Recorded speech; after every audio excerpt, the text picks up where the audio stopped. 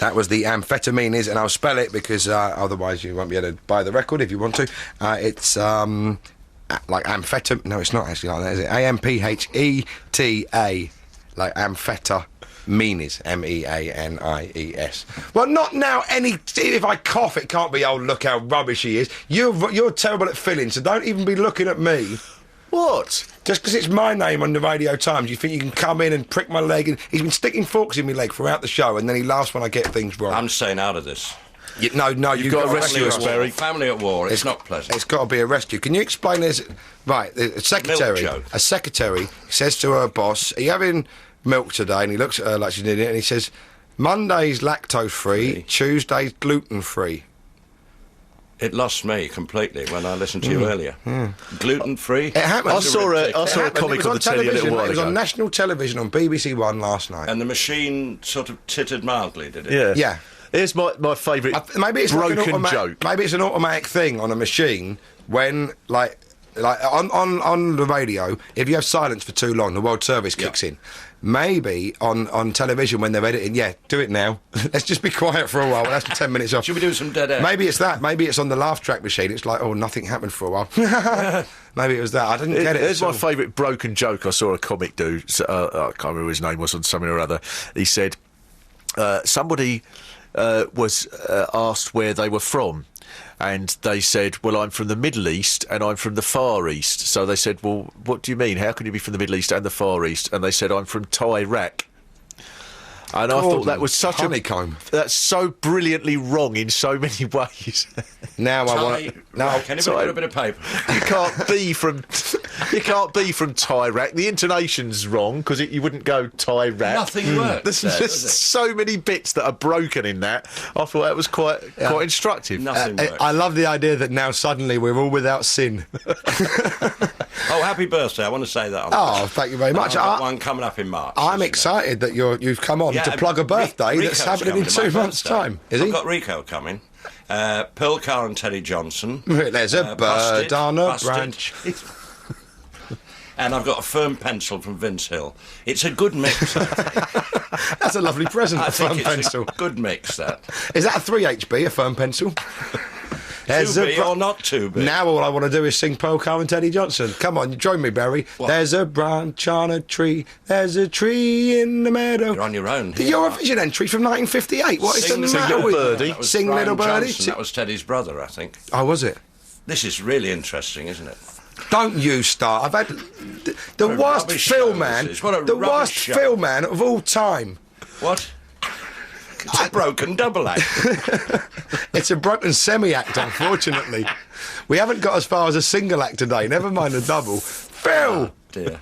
Maybe that should be it. It should be like, not now, Arthur. We've got an imaginary character called Phil, which Mark apparently was looking for, despite the fact the only two people who went on the show are both female, both of whose names he knows. He's like, where's Phil? Where's Phil? What's that about? Oh, Nelly. Go on, you blame it on everybody else. Go on. Just to prove... It has nothing to do with you.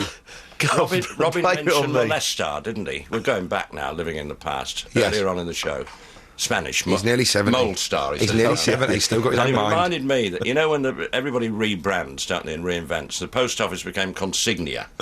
That is Spanish for lost property. It is on Spanish lost property offices. On Consignia. Really? That's it. What are you going to rebrand as, Barry? What? There's time to think about that. Harry Hill, I think. There's work in it. There certainly is. You can do voiceovers for clip shows. Indeed. I don't know if you're like this. I don't know what sort of music you like. And I've asked you before, and then completely put it out of my mind. I'm a dirty old rock and roller, that's right. Oh, right. Well, Ronnie Golden was mentioned. I'll have some. I'll have some in here. I don't... Now we're doing lowlights of the show from earlier. No offence to Ronnie. And another time earlier on when you were rubbish, this happened. This is like a bloopers outtake reel at the end of a show, but actually during a show. Well, anyway, the other day, I always wake up every day with a song in my head, and unfortunately, you know, like Paul McCartney wakes up with Yesterday, I always wake up with a song that someone else has written. This is quite a nice thing, but I don't make any money out of it. But the other day, I woke up with this, and I thought you might like this. This is Nat King Cole with Sweet Lorraine. Witten repartee. Hey, we're on now. We were just having a discussion about how badly the show was. How shocking it was.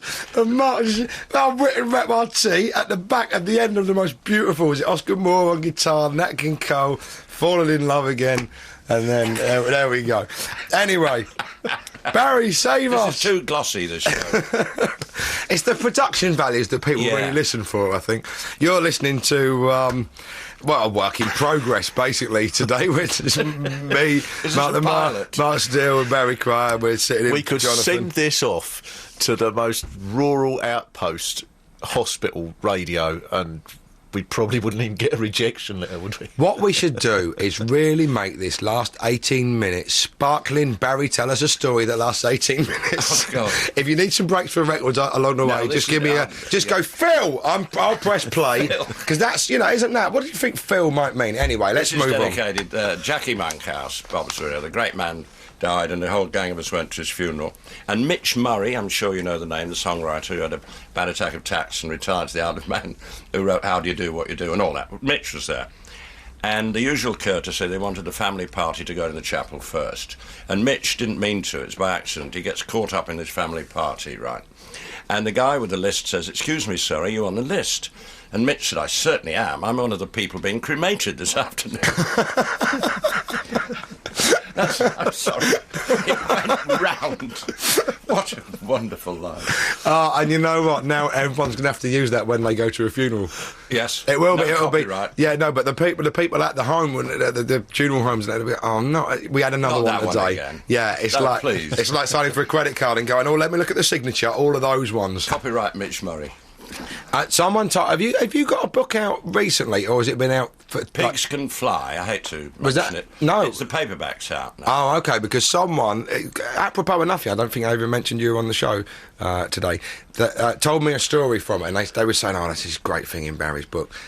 Is there a clean version of visiting the toilet in Piccadilly Circus? No, I don't think there is offhand. Frank Muir told me that there used to be down below ground level gents in Leicester Square, Right. and he was in dire distress, big time distress, and he thought, "Oh, thank you God, there's the gents." And he rushed down the steps, he went in the cubicle, locked it, sat down, and he said the relief of what occurred was so blissful he started whistling.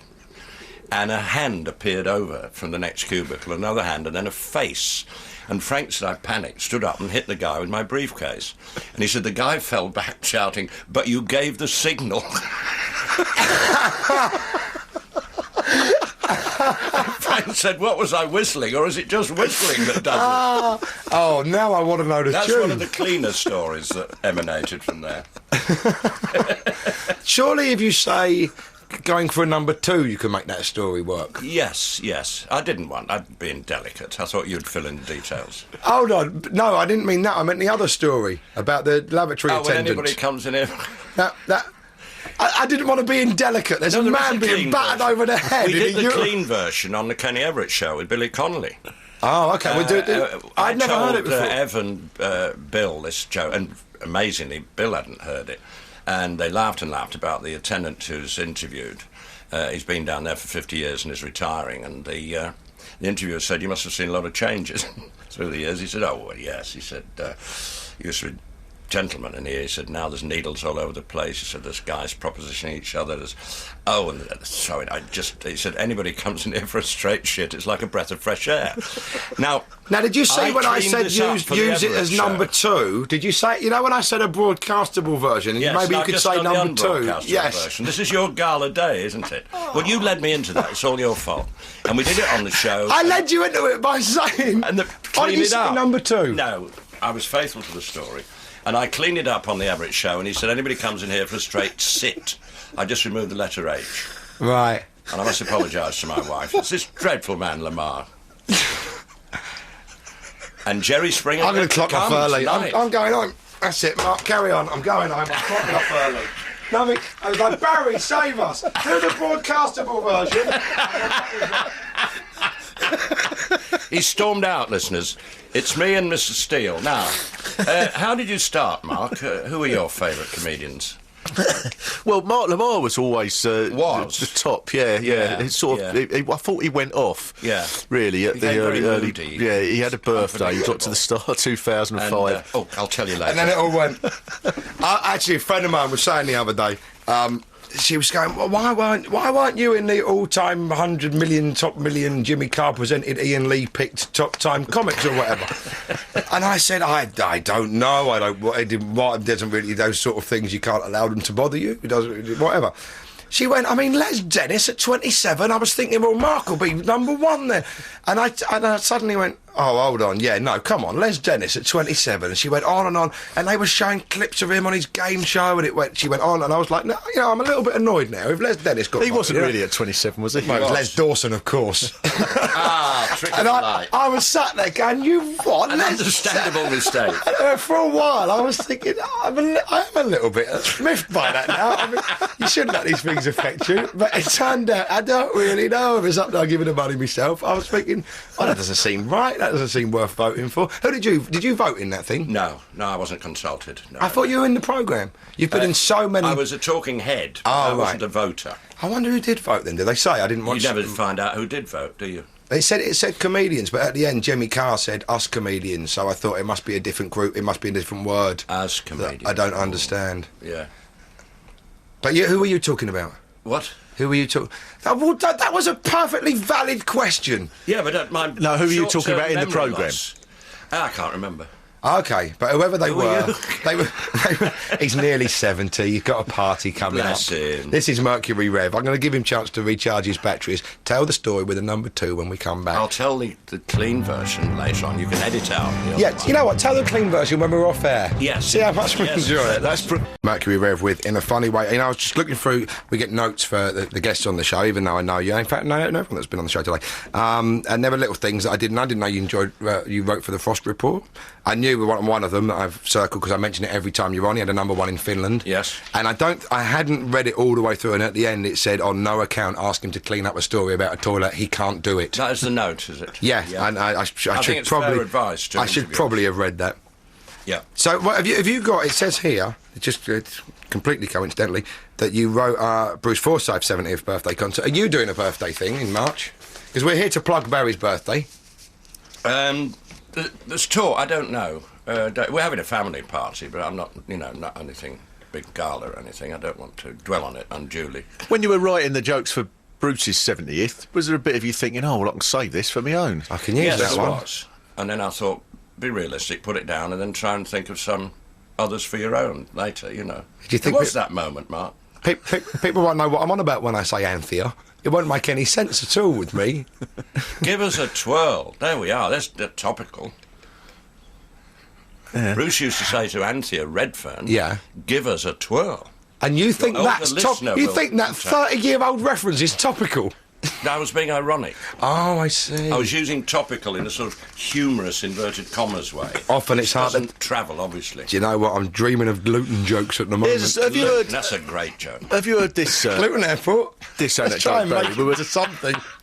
While the record was on there, we were mentioning Neil Armstrong, We were. and I can't remember exactly what it was you said. No, I No, can't no, remember. don't ask him. Don't ask I him. did the clean version while we were off the... There's the story of Neil Armstrong that I heard from a very well reputed journalist who said that apparently Neil Armstrong, because he became a bit of a recluse after he'd been to the moon, you know, as if, well, I've done my thing in life, I've been to the moon, and then he sort of went into hiding a little bit and only emerged very occasionally at press conferences. Now, one of the questions that people used to like to ask him on these occasions was apparently, after he says the bit about this is a small step for man but a giant leap for mankind, there's a sort of muffled bit that he says that is something along the lines of, good luck, Mr. Odzinski, I think the name is. Good luck. And people for years couldn't work out what this was. You know this story, Barry? Yes. If it ends in you coming in here and it's a breath of fresh air, I don't want to hear it. Good luck, Mr. Odzinski. Well, for years, nobody could... And every now and again, he'd do a press conference for some really big event. Like once every 2 years or something like that. And there would always be someone who'd say, could you enlighten us, Mr. Armstrong, as to what you actually meant with this good luck, Mr. Odzinski? And he said, no, I can't tell. Something like 25 years went by. I think it was in the middle of the 90s, and he was at a press conference, and again somebody asked this. It was a sort of biannual event of Neil Armstrong coming out into the public. And he said, well, the person in question has now sadly passed on, so I feel I probably can actually reveal what I meant by this. He said, when I was a boy, I had an older brother, we used to play baseball in the garden, and whenever the ball went over next door, he always got me to go over and get the ball because I was the younger brother. He said, and one day I was climbing over the fence and I went down to get the baseball that was just sort of at the bottom of their wall, and I could hear the next door neighbours, who were the Odzinski family, Polish family, I think that was the name, something like that, and they were upstairs in the bedroom, and I could hear them talking, and I heard Mrs. Odzinski saying, oral sex, you'll get oral sex the day that boy next door walks on the moon. Ah, right. No, fair, Nothing no. wrong with that. No, nothing wrong with that story. I don't know. We'll find out in a minute. We're off air in a few minutes. And I've got to say, actually, last week I actually left thinking this is one of the greatest shows we've ever done. Such a perfect show. But Jonathan, who brought me a lovely Christmas present this year, and I didn't get him anything because he didn't, one of those things when people don't get you a present one year and you sort of think, well, we're not doing that anymore. Got me a lovely present. And so this year he said, the week before I come back, can you be really rubbish? And I went, yeah, I think we'll probably be able to manage that. Can you get more complaints than ever? Can you get the Jerry Springer ones redirected to BBC Radio? And I went, you know what? I didn't get you a present. Fair enough. I tell you what, we'll get Barry on. He can do his story. The book actually is it just like old jokes and anecdotes and stuff, or is it? I haven't seen it. Old jokes, old anecdotes, true anecdotes. Oh, true. That was right. True. A plethora of them. Right. Yeah. And that's have you been publicising that recently? Orion Press, yes. Right. I don't want to plug it. Okay, fair enough. And I'm sorry I haven't a clue is on at the moment, isn't it? It is running at the moment, yes. In fact, it's on at the moment, isn't it, on now? No. Sorry. Sunday noon. Okay. Is there any more recordings to do? No, we've done it, yeah. Did you do them all at once in the 80s? Are they just... Oh, who told you? Are they shut and cuts? Secret Are set. they little bits from various shows? Who'd notice? Because there was a bit in one of the shows where I'm sure someone shouted out, this one's been clocked. Yes. And there's the breath of fresh air moment in... sorry, I haven't a clue. You're not allowed that on Radio That's 4. from 1973, I think. They still talk about it. Right, well, here's Status Quo. Status Quo with the excellent Ice in the Sun. I'd like to thank all of our guests today. I'd like to thank Robin Hitchcock. I'd like to thank Mary Cryer. I'd like to thank Paul Weller and Stephen Craddock. But most of all, I'd like to thank you. It hasn't been easy. And any of you who've sat through the entire 3 hours, I can only hope that the sponsored listen you were doing was for a worthwhile charity. 88 to 91 FM, this is Radio 2 from the BBC.